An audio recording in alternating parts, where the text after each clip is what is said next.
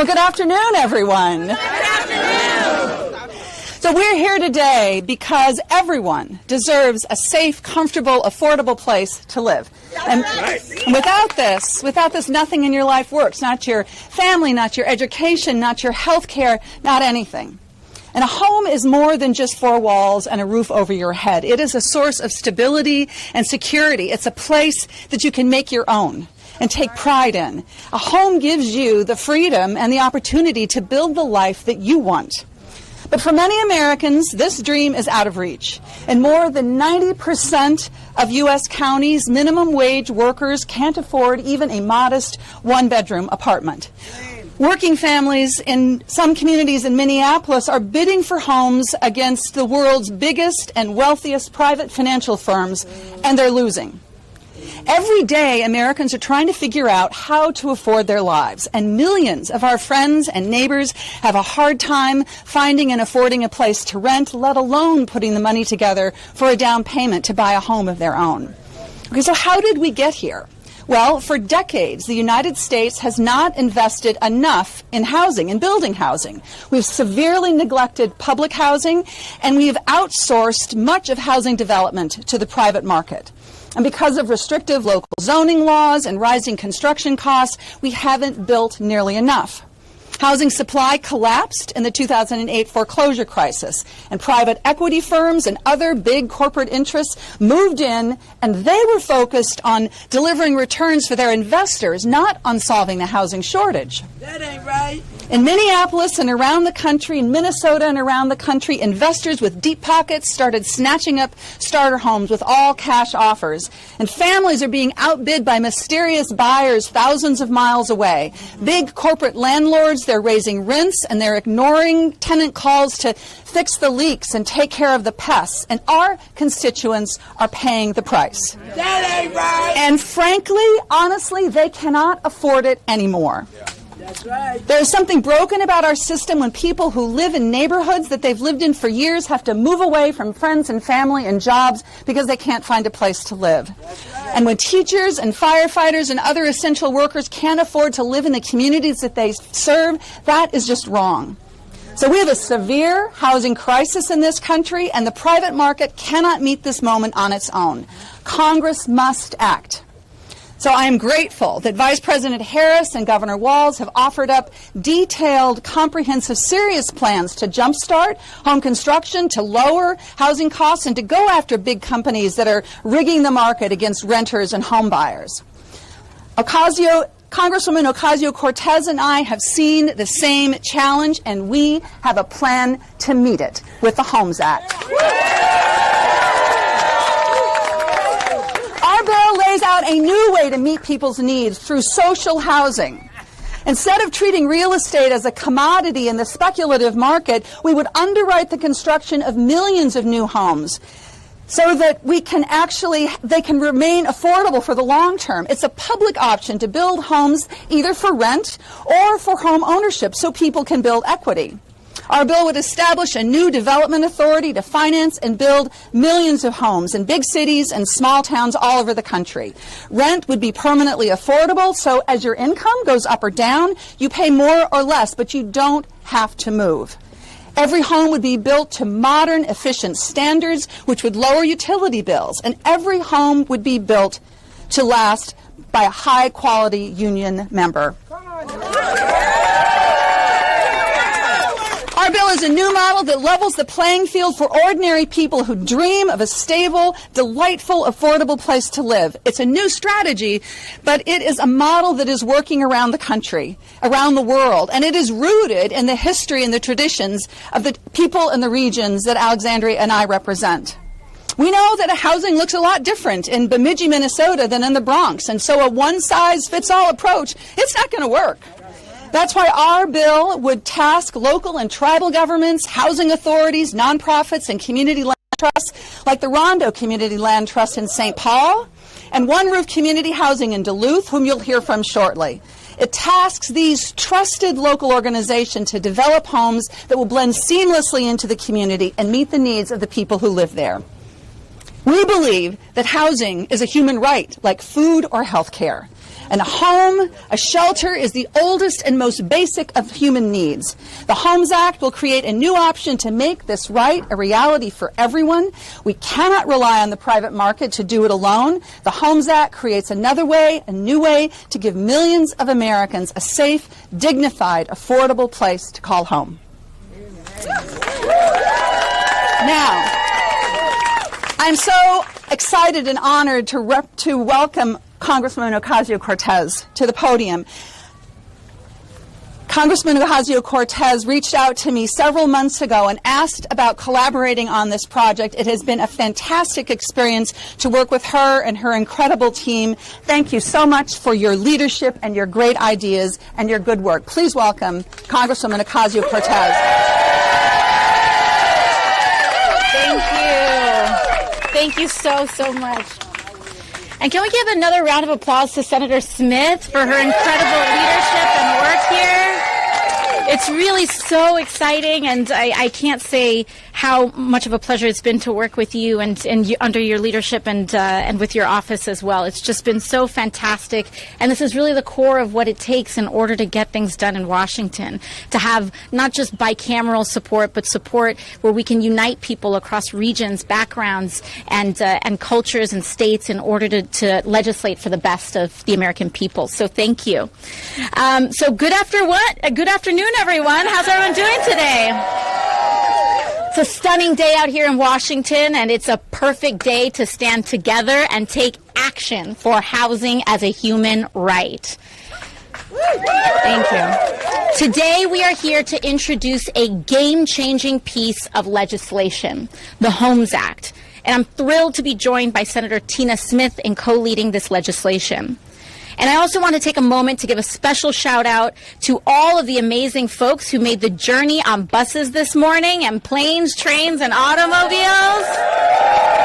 From the Bronx and Queens and Minnesota and every advocate in between, I'm just so incredibly grateful because it is really your voices and your organizing and your effort, building power, people power from the ground up that actually can build momentum to make things like this possible. So thank you. I want everyone here to imagine a not too distant future where you are able to wake up in your new home. One that is beautiful, affordable, and perfect for raising or supporting your family. In this vision, the energy that's powering your home isn't dirty, and it's not choking the air with pollutants or flaring up your kids' asthma. The water flowing from the taps is fresh and clean, and you don't have to worry about lead paint on the walls. The schools in your community are excellent. And when you step outside, you find a vibrant playground where children are already laughing and playing. Your kids join them, forging connections and growing up in a strong, supportive community.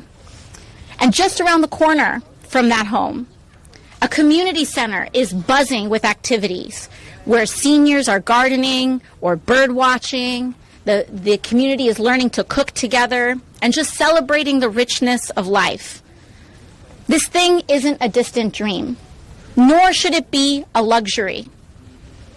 This was the reality for so many families in America just a few decades ago. I know that my parents, like many others, worked their entire lives to achieve a modest and stable life.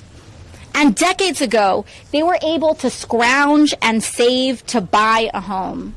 It's unbelievable. Just a couple decades ago, they were able to purchase a small apartment in Parkchester for $45,000. It's crazy, right?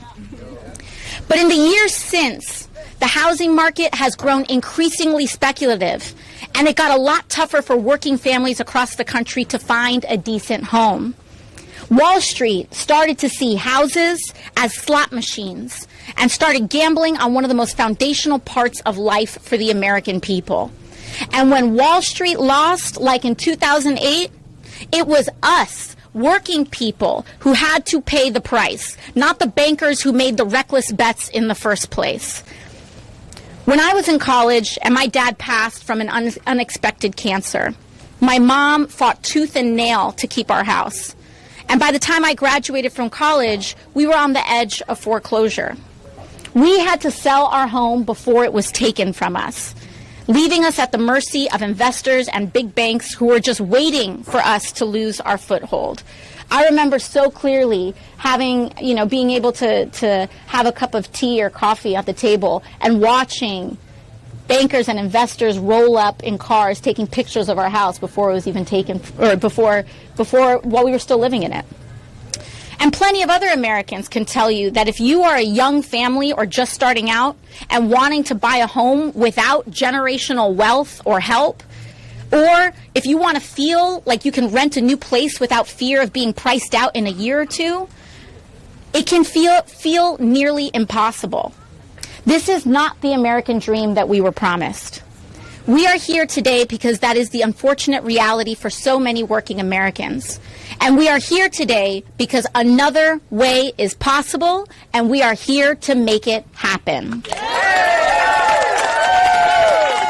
In New York, the average minimum wage worker would have to clock in 104 hours a week just to scrape by for a modest one-bedroom apartment. 104 hours a week. And what are they left with? A mere 64 hours to sleep, pick up prescriptions, get their kids to school, cook a meal, and maybe find a moment to rest under the roof they work so hard to keep. If time is money, we are getting robbed. This country is staring down a full-blown housing crisis, a crisis where affordable housing is slipping further out of reach, where nonprofit housing is scarce, and where Wall Street and corporate America's greed is perpetuating our despair. More than half of American renters are spending more than 30% of their income on rent, more than ever before in U.S. history. Meanwhile, private equity and the 1% are vacuuming up our housing stock and squeezing out homeowners and renters alike.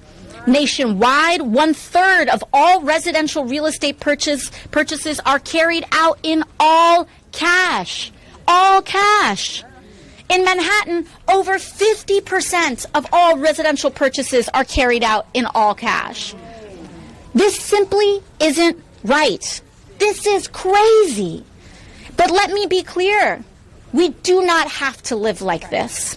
We need to put homes back in the hands of the people and reclaim the home as a basic human right, not a commodity for profit first. A home should be a sanctuary, a place of stability and security, not a source of endless stress. The Homes Act offers a real solution to the scale and the severity of this crisis. This bill will transform housing in America by establishing a national housing development authority to acquire and develop real estate, creating and maintaining a stock of permanent, affordable housing. This bill recognizes that there is no one-size-fits-all solution to the housing crisis, and it is aimed to uplift the diverse set of living, breathing communities that working Americans have been building for decades. From public housing in places like New York and Puerto Rico, to rural housing cooperatives in the Midwest, to community land trusts and tenants unions in California. Any home that's built for people, not profit, will be able to benefit from this authority. In its first decade, the Homes Act will invest $300 billion into our communities, funding over 1 million new housing units. Over 850,000 of those units will be for low and extremely low-income families. This includes both single and multifamily housing with strong tenant protections. There has been a lot, yes. Thank you. There has been a lot of talk about building new housing in this country, but too often we don't talk about who will be building that new housing. Right. This bill is about building good union jobs just as much as it is about building affordable homes. Every year, this bill will put over 150,000 Americans to work in good union jobs every year to build affordable housing. From construction to operation to maintenance, this bill will generate more than 400,000 good-paying jobs across industries every year. And we know this plan is possible because we have done it before. During the New Deal, President Franklin Delano Roosevelt created a development authority much like the one we are proposing today. Folks may not be familiar with this history, but in New York, FDR's visionary program is still all around us. His authority built the first public housing in this country, including the Williamsburg houses in Brooklyn, and it went on to inspire communities like Co-op City in the Bronx and Elecchester in Queens that are still thriving today. So to our detractors, we say this plan is not only necessary, it is reasoned, it is rational, and it is right. It is rooted in the American dream, in the fundamental idea that everyone deserves a place to call home. Thank you. Thank you. Next, I would like to welcome to the podium Noah Hobbs, who is Policy Director at One Roof Community Housing in Duluth. Welcome, Noah. Thank you, Senator Smith and Representative Ocasio-Cortez for introducing this. Like Senator Smith said, I'm Noah Hobbs. I'm the Policy Director at One Roof Community Housing. We are a multi-family, single-family affordable housing developer out of Duluth, Minnesota, which is a Rust Belt port town of about 86,000 people. But we do work that goes up to Grand Marais, Grand Rapids, Two Harbors, Proctor, and Cloquet. So the northeastern part of Minnesota is our service region. So outside of Duluth, it's not a lot of folks living there. And so we've done 350 community land trust homes and also about 220 resales. So we've helped about 600 families achieve the American dream through home ownership. And then we've also redeveloped and developed about 330 units of a multifamily affordable housing all across northeastern Minnesota, so folks that aren't ready for home ownership yet can still have an affordable place to call home. One thing that we see in greater Minnesota is the fact that a 2x4 costs the same whether in your Duluth, Grand Rapids, New York, Milwaukee, or Chicago. And we also have lower incomes in greater Minnesota and greater America, and so there's an even greater mismatch of what that cost of home is and the cost to build, because that doesn't come down with the cost of goods. Also, municipalities, smaller municipalities in greater Minnesota, smaller counties don't have staff, city staff or county staff that are dedicated or knowledgeable enough to pull off affordable housing projects, or they're dealing with all the other issues that face their communities, and they can't do this because their staffs of 2, 4, 6, or 8, and they're unable to do this issue. And financing is another huge issue in greater Minnesota. We don't have as many philanthropic funders, foundations, as more urban areas do, and financing is harder to come from. We don't have as large financial institutions that are willing to provide the capital, let alone take the risk. So this would fill a huge need in that. And so also the biggest thing is this is probably the first outside of 2007 with the housing market collapse and with the American Rescue Plan Act, the single investment in housing in the past 30 years. And so One Roof is incredibly excited to endorse it. And again, thanks to Senator Smith and Ocasio-Cortez, Representative Ocasio-Cortez. Thank you. Thank you so much, Noah. That's great. That's great. Thank you. Now, please join me in welcoming Makia Griffin, who is Executive Director of the Rondo Community Land Trust in St. Paul, Minnesota. Thank you, everyone, and thank you so much to Senator Smith and Representative Ocasio-Cortez.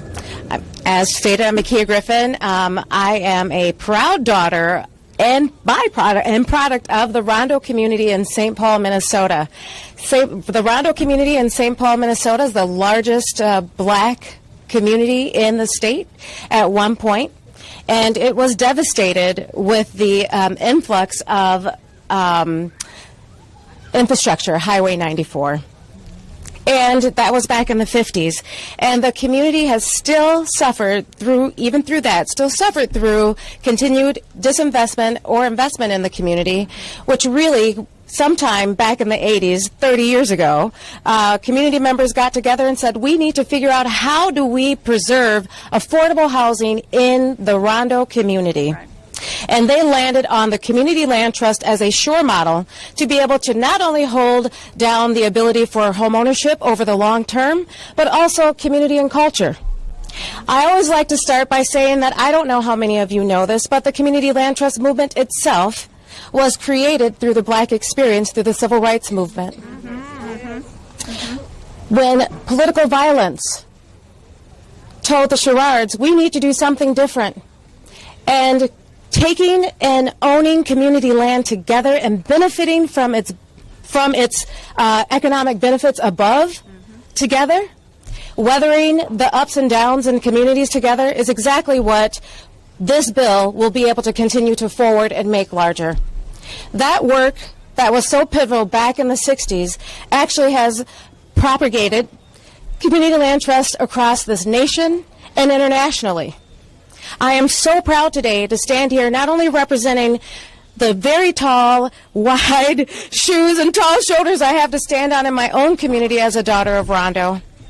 And while I do have the privilege of supporting affordable home ownership across a county in the city of St. Paul and Ramsey County in Minnesota, I do have that weight and responsibility of ensuring that my community, Rondo, also has what it needs. I'd also like to state we were the first community land trust in the state of Minnesota. We were also the first community land trust in the state of Minnesota to apply the community land trust movement to commercial uses. This is all about, right? This is all about how do we want to see our communities thrive and prosper. This is about coming together and creating people power.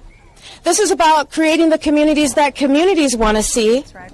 And this bill is so important to be able to give choice and autonomy to communities, whether they want to own a community land trust home, whether they want to own a community land trust home that is on community land trusted land, that's a cooperative. There's so many things that we can do to provide home ownership opportunities, to provide safe and affordable rental opportunities, and to be able to give people the time that they need in order to make themselves whole and get along their own economic continuum. And if we are not invested in the people of today, we have no hope for our little ones that are coming up. That's right. It's important, it's so important that we take the profit out of housing and make and ensure that it benefits to everyone that needs to have a home. Thank you again for all the work that is being done today. Thank you very much. Next, we have the incredible Congresswoman Ayanna Pressley from Massachusetts.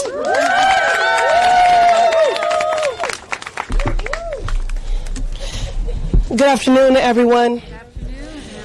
Good afternoon, family. And indeed, not only are we movement family, but we are one human family.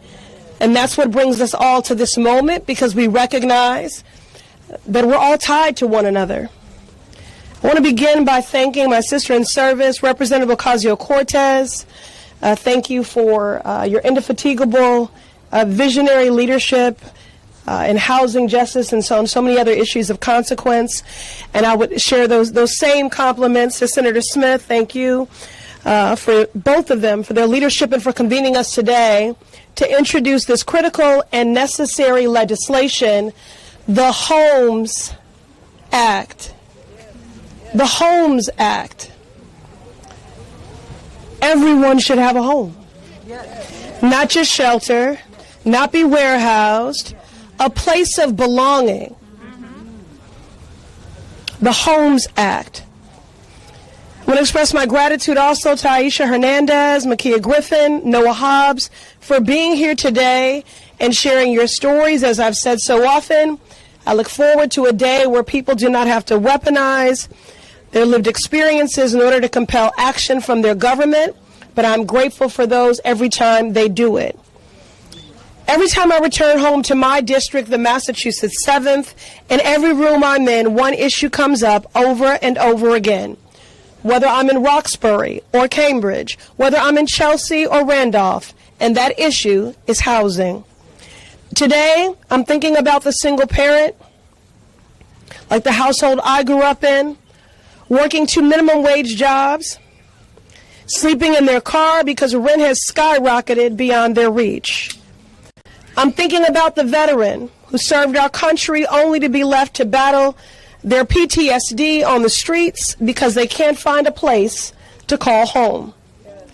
I'm thinking of the elderly couple who lived in their community for decades, pushed out by gentrification, and left to watch as luxury condos are built over the homes they raised their children in.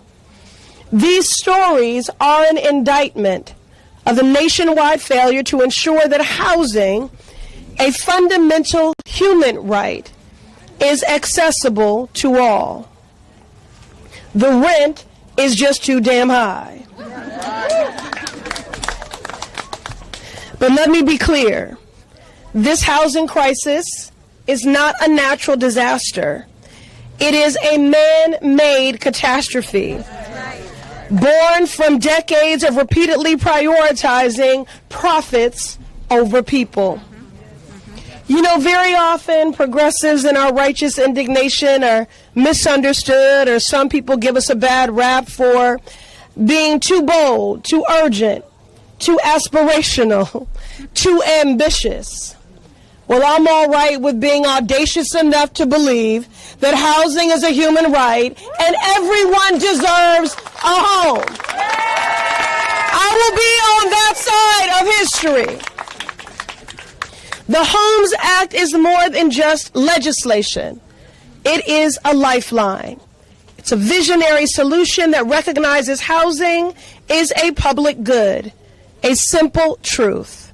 This bill would create more than 400,000 jobs, build and preserve 1.25 million housing units that are actually affordable. When a child has a stable home, they can focus on their education. When parents aren't burdened by crushing rent, they can invest in their family's future. When seniors age in place, they can remain vital members of the communities they help to build. Housing is a public good. And this bill is about more than just bricks and mortar. It's about righting the wrongs of racist housing policies that excluded communities of color for decades. We can create. I'm just audacious, ambitious, and aspirational enough to believe that we can create a society where everyone is safe, has access to safe, stable, and affordable housing. Is not just a right, but a reality for all. Another world is possible, and we are building it together. Thank you.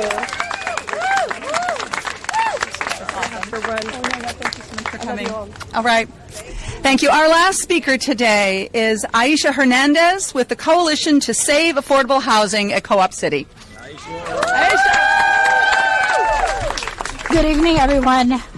My name is Aisha Hernandez. I've been living in Co-op City for about 8 years.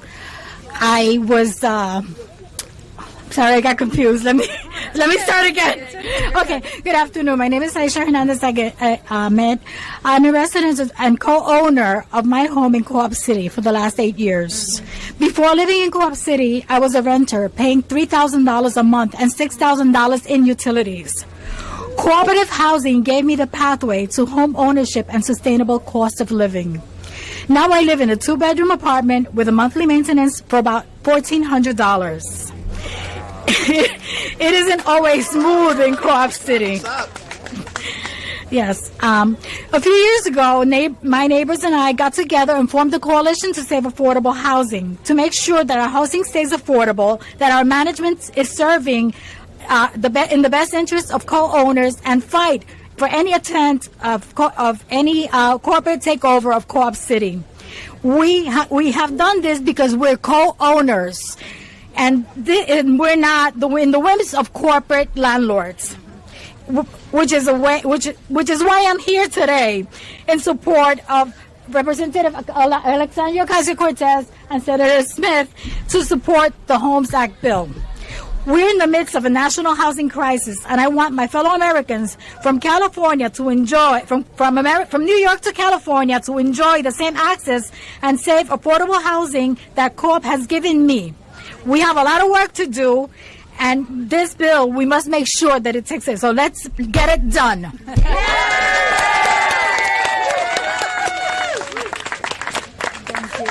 job. That's right. Thank you so much. Thank you so much to all of our speakers. And now we would be happy to take a few questions from the press if anybody has any questions. We're going to just take questions from the press for now, Joel. Thank you. Okay. Thank you. All right. Good? Okay. Great. Thanks, everyone. Thank you, everyone. Thank you, everyone.